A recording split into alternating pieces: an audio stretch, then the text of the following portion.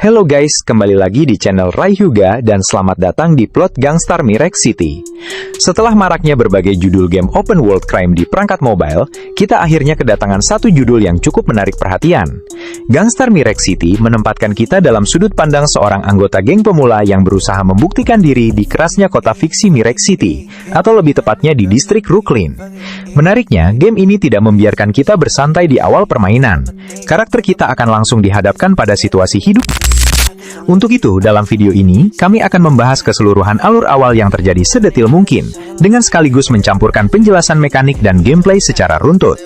Peristiwa yang diceritakan dalam game bermula ketika karakter utama kita dilempar ke dalam sebuah aksi nekat.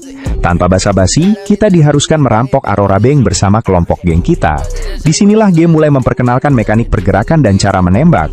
Namun, jika kita memperhatikan indikator health bar di bawah layar, kita akan sadar bahwa tertembak oleh polisi berakibat sangat fatal. Situasi ini mengharuskan karakter kita untuk tidak bertindak gegabah. Kita harus berlindung di balik tembok, melumpuhkan penjaga satu persatu dan memasang bom demi mengamankan uang jarahan. Selesai mendapatkan uang tersebut, rintangan tak berhenti sampai di sana. Karakter kita bergegas keluar dan masuk ke dalam mobil pelarian. Di titik ini, kita diperkenalkan pada mekanik berkendara. Terlepas dari bagaimana polisi berusaha memblokade jalan, misi utama kita hanyalah satu, melarikan diri dengan selamat dan kembali ke tempat persembunyian di distrik Brooklyn.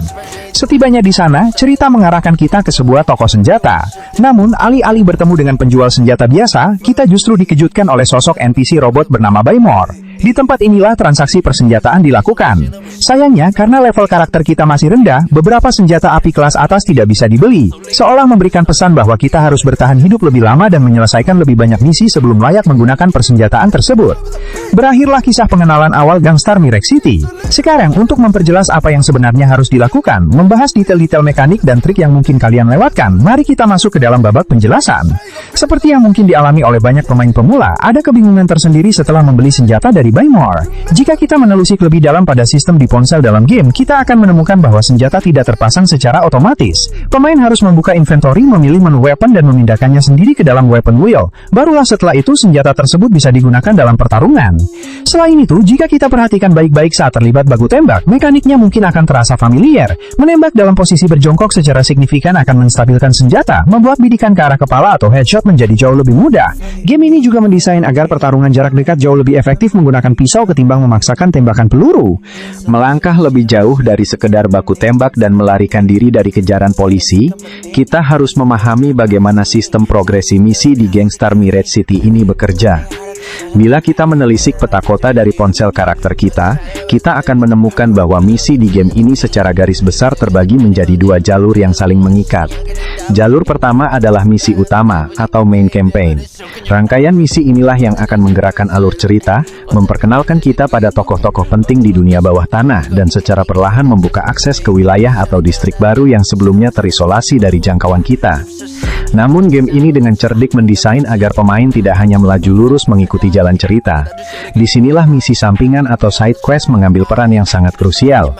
Sepanjang eksplorasi di jalanan kota Brooklyn, karakter kita akan menemukan berbagai aktivitas tambahan.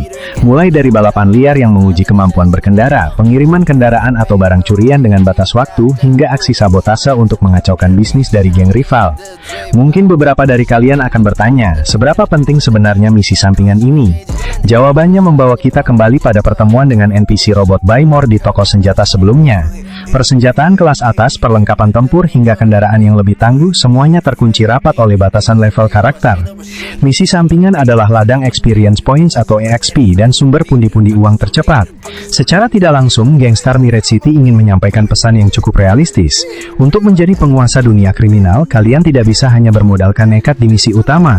Kalian harus sabar membangun reputasi dari bawah.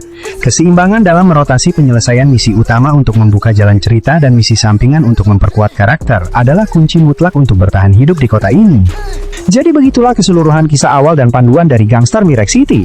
Bagaimana menurut kalian? Silahkan berpendapat aja di kolom komentar di bawah. Request game lain bisa dengan reply komen yang kami pin atau DM ke Instagram kami. Jangan lupa untuk kasih like kalau kalian suka dengan sajian plot dari kami. Dan tentunya terima kasih banyak kepada kalian semua yang sudah menonton dan merequest video ini. Saya dari channel Rai Hyuga pamit and see you guys in the next video.